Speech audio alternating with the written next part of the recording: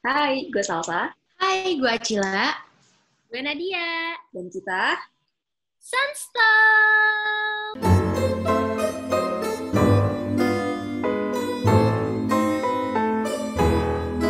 Hai guys, balik lagi sama kita Sunstalk. Welcome back to our YouTube channel. Buat kalian yang belum subscribe, buruan subscribe sekarang. Jangan lupa juga nyalain tombol loncengnya, oke? Oke. Jadi di video kali ini kita mau ngebahas tentang kasus pertama kali ditemukannya penyakit tipes. Jadi kita mau nyeritain tentang Mary Mallon, yaitu dia orang pertama kali yang terkena dan menyebarkan virus tipes. Mary Mallon lahir di Irlandia Utara di tahun 1868.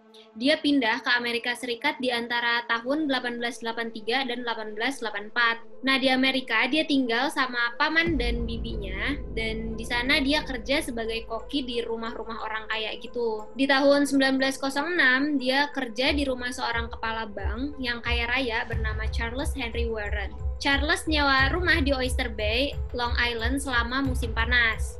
Nah, dari tanggal 27 Agustus sampai tanggal 3 September, 6 dari 11 orang yang tinggal di rumah tersebut terkena demam tifoid atau tipes. Nah, pada masa ini tuh 10% dari kasus penyakit tipes ini masih fatal gitu, dan yang paling banyak kena dampaknya tuh orang-orang dari kota-kota besar gitu. Dan penyakit tipes juga suka dikaitin sama orang-orang yang nggak higienis atau jorok, dan juga orang-orang miskin. Makanya agak janggal juga justru banyak orang-orang kaya yang kena penyakit ini. Nah, di tanggal 15 Juni 1907, hasil investigasi dari ahli sanitasi bernama George Sober yang disewa sama Charles Warren ini keluar. Nah, dia bilang freshwater clams atau kerang air tawar tuh bisa jadi yang menimbulkan infeksi ini. Tapi ternyata dugaan George Sober ini tuh salah karena nggak semua penderita tipes ini makan kerang air tawar tersebut. Akhirnya, George Sober memecahkan misteri di balik apa penyebab keluarga Warren ini bisa kena tipes. Dan dia pun jadi orang pertama yang menemukan sebutan healthy carrier dan Salmonella typhi di Amerika Serikat. Jadi dari bulan Maret 1907 tuh Sober nge-stalk Mary Mallon kan di Manhattan, dan dia bilang kalau Mary itu menularkan penyakit dan kematian dari kegiatannya itu. Percobaan Sober buat ngambil sampel feses, urin, dan darahnya Mary itu tidak menghasilkan apapun, kecuali dia jadi dikejar sama Mary gitu pakai alat dapur buat jadi senjatanya gitu loh. Nah, akhirnya Sober mengetahui nih bahwa si Mary ini sebelumnya kerja jadi koki untuk 8 keluarga dan 7 diantaranya kena tipes. Terus 22 orang menunjukkan gejala tipes dan beberapa meninggal. Ternyata Mary sendiri emang jorok banget orangnya. Dia tuh bilang, buat apa nyuci tangan dulu sebelum megang bahan masakan. Nah, ini tuh mungkin kan terdengar jorok ya buat kita sekarang. Tapi tuh di tahun 1907 itu tuh teori tentang bakteri masih baru banget gitu loh, dan si Mary ini nggak percaya penyakit tuh bisa nular lewat kontak fisik. Nah, itu kenapa dia nggak nganggep kalau cuci tangan itu tuh penting gitu. Nah, Mary tuh masih ngelanjutin nih menyebarkan bakteria yang dia punya ke semua orang sekitar dia. Dia jadi ancaman buat lingkungannya gitu kan. Nah, di tahun itu sekitar 3.000 warga New York terinfeksi Salmonella typhi. Dan kemungkinan Mary penyebab utama wabah ini. Imunisasi untuk melawan Salmonella typhi masih belum terbentuk sampai tahun 1911. Dan pengobatan antibiotik juga belum tersedia sampai tahun 1948. Makanya Mary sebagai sumber bahaya ini tuh ya harus dikurung lah gitu kan kasarnya, biar dia tuh nggak nyebarin ke yang lain lagi gitu, nggak makin menyebar gitu. Mary beberapa kali dituduh jadi penyebab ratusan orang yang pernah kontak fisik sama dia jadi sakit. Setelah dapat support dari Dr. Biggs dari Departemen Kesehatan New York, Sober membujuk Dr. Josephine Baker, yaitu dokter yang bekerja sama dengan polisi untuk membawa Mary buat dites. Dr. Josephine Baker dan polisi ini kesusahan bawa Mary, soalnya dia menghindar terus dari polisi dan si Dr. Baker ini. Bahkan dia tuh kayak kejar-kejaran sama polisi selama 5 jam. Tapi pada akhirnya dia dipaksa untuk ngasih sampel. Terus feses Mary akhirnya positif Salmonella typhi, dan karena itu dia dipindahin ke rumah sakit Riverside di Pulau North Brother, di mana dia dikarantina di sebuah cottage. Di tahun 1909, Mary menuntut Departemen Kesehatan, tapi tuntutannya tidak terima. Selama 2 tahun, dia dikarantina dan melakukan sampel feces yang sebanyak 163 kali, dan 120 dari 163 itu dinyatakan positif. Gak ada orang yang ngasih tahu kalau Mary tuh jadi carrier dan itu jadi bahaya buat semua orang gitu. Orang-orang itu malah nawarin Mary untuk ngangkat kantung empedunya, yang tentu Mary tolak. Mary diobati dengan hexamethylenomin, laksatif, neurotrophin, dan ragi untuk bir. Tapi semua pengobatan itu gagal. Di tahun 1910, komisioner kesehatan yang baru bersumpah bakal ngebebasin Mary dan mendampingi dia untuk nyari pekerjaan sebagai pelayan rumah, tapi bukan sebagai koki. Mary dibebaskan, tapi dia nggak pernah patuh sama perjanjiannya. Dia mulai kerja lagi di bidang masak-masak, dan majikannya tuh nggak curiga sama sekali. Sekali lagi, Mary mengancam kesehatan di publik.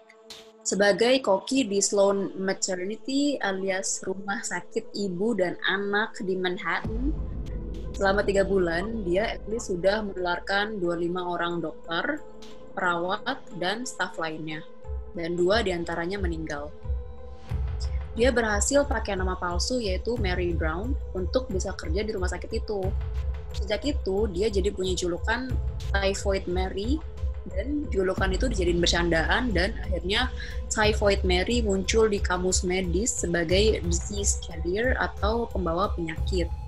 Mary ditaruh lagi di Pulau North Brother, di mana dia dikarantina sampai kematiannya. Di pagi hari pada tanggal 25 Desember tahun 1932, tepat di hari Natal, seorang pria yang mengantarkan sesuatu ke cottage-nya Mary menemukan Mary terbaring di lantai cottage-nya. Katanya Mary terkena serangan stroke yang menyebabkan kelumpuhan dan dia nggak bisa jalan lagi. Setelah itu, selama 6 tahun dia dirawat di Riverside Hospital. Di bulan November 1939, Mary meninggal dan jasadnya dilarikan dan dikubur di St. Raymond's Cemetery di Bronx.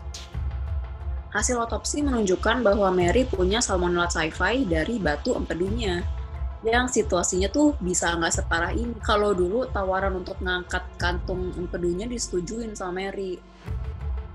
Beberapa penelitian lain bersikeras bahwa tidak ada otopsi dan ini semua cuma urban legend belaka. Pernyataan ini dilontarkan oleh Health Center of Oyster Bay untuk menenangkan reaksi masyarakat. Mary Mallon, orang pertama yang dijuluki healthy carrier di Amerika Serikat, terbukti bertanggung jawab atas penularan at least 122 orang, termasuk 5 diantaranya meninggal. Peneliti di zaman dulu tuh nggak ngerti gitu gimana Mary bisa punya bakteri yang menyebabkan tipes tanpa menunjukkan gejala apapun. Tapi di 2013, sekelompok peneliti dari Stanford memecahkan teka-teki ini. Simpelnya, bakteri Salmonella yang menyebabkan penularan penyakit tipes ini bisa sembunyi di sel imun yang namanya macrophages. Sejak Mary ketahuan jadi penyebab penularan wabah tipes, dia jadi diperlakukan buruk sama orang-orang. Kalau nggak diekspos sama jurnalis dan media atas penyakitnya, ya ditelantarkan aja gitu. Dia juga secara paksa diambil sampels untuk penelitian. Setelah kematian Mary, sekitar 400 orang teridentifikasi sebagai healthy carrier. Tapi nggak satu pun diperlakukan kayak Mary yang sampai harus dikarantina di pulau kecil gitu loh. Nah, tapi masalah ini tuh jadi perdebatan karena Mary diperlakukan seperti itu juga karena dianya susah diajak kerjasama dan ngerasa kalau dia tuh bukan ancaman buat orang-orang sekitarnya. Walaupun dia udah dijuluki sebagai the most dangerous woman in America. Kasus Mary ini nih jadi contoh sempurna bagaimana sistem kesehatan Amerika saat itu memprovokasi perilaku sosial terhadap orang pembawa penyakit. Seringkali orang-orang ini disouzonin gitu. Kasus ini nih jadi sorotan bagaimana seseorang sangat butuh bantuan medis dan perlakuan baik dari masyarakat justru malah berbanding terbalik. Di mana Mary itu justru dikucilkan dan jadi bahan olok-olok sama semua orang. Apa yang Mary mau tuh sebenarnya cuma jadi koki yang baik, tapi dia jadi simbol pembawa penyakit bahkan sampai sekarang. Sejarah Mary Mallon yang dibilang kotor, seperti penderita kusta, mungkin bisa ngasih kita pelajaran moral tentang bagaimana cara melindungi orang beresiko menularkan penyakit dan bagaimana kita melindungi diri kita sendiri dari penyakit itu sendiri. Kalau aja dulu Mary nggak nolak operasi yang bisa aja nyembuhin dia nih, dia nggak bakal hidup kesepian dan kehilangan banyak momen bahagia di hidupnya. Di tahun-tahun terakhirnya, dia akhirnya menemukan ketenangan di gereja dengan memfokuskan diri untuk beriman dan berbakti kepada Tuhan dan agamanya. Mary Mallon selalu jadi pengingat tentang kepatuhan seseorang terhadap hukum mengenai isu kesehatan publik. Keras kepalanya Mary ini tuh jadi penyebab semuanya ini bisa terjadi. Gitu guys. Tapi berarti si Mary kuat juga ya, maksudnya dia udah nularin berapa orang tapi dia masih bisa kabur-kabur gitu loh. Kayak udah ada yang meninggal, berapa orang kena. Iya. Menurut gue sih lebih ke dianya kayak egois banget. Iya. Kayak dia punya hati nggak sih menurut gue? Bingung deh. Itu mungkin karena dia emang terbiasa jorok, jadi udah kebal kali sama penyakitnya. Bisa jadi ya, imunnya tinggi gitu. Gila, zaman sekarang orang nggak cuci tangan, ya Allah, kayak megang apapun cuci tangan, Beb. Gue beli minuman ini aja cuci tangan. Ininya dicuci sekalian. Itu koki nggak cuci tangan. Gue kan bingung gak sih, guys? Gue sih heran sih, hebat. Ya karena itu tadi yang dibilang dulu tuh belum terlalu ini banget, maksudnya kayak banyak orang yang gak percaya penularan bisa lewat kontak fisik gitu. Hebat. Mantap. Oke guys, jadi itu tadi obrolan singkat tentang Mary Mallon yang menjadi orang pertama yang menularkan tipes ya. Singkat banget guys video kita kali ini. Nggak apa-apa, yang penting kita bisa dapat ilmunya. Ini bisa diterapkan buat momen-momen pandemi corona ini ya. Nah, jangan lupa cuci tangan, guys. Tuh kan penting banget cuci tangan gak sih? Kayak kalau dari supermarket, kalau dari mana-mana, pokoknya kalau kalian habis menyentuh apapun tuh cuci tangan, guys. Terus kalau kalian beli sesuatu di supermarket yang bisa dicuci, tuh cuci dulu. Gue aja beli minum ini cuci dulu. So, hope you guys like our video. Jangan lupa like, comment, subscribe. Jangan lupa juga, di-share-share juga lah ya kalau misalnya menurut kalian ini penting. Kalian bisa share ke teman-teman kalian atau keluarga kalian gitu loh. Betul. Yeah. Hope you guys like our video and see you guys on our next video. Bye-bye! Bye-bye!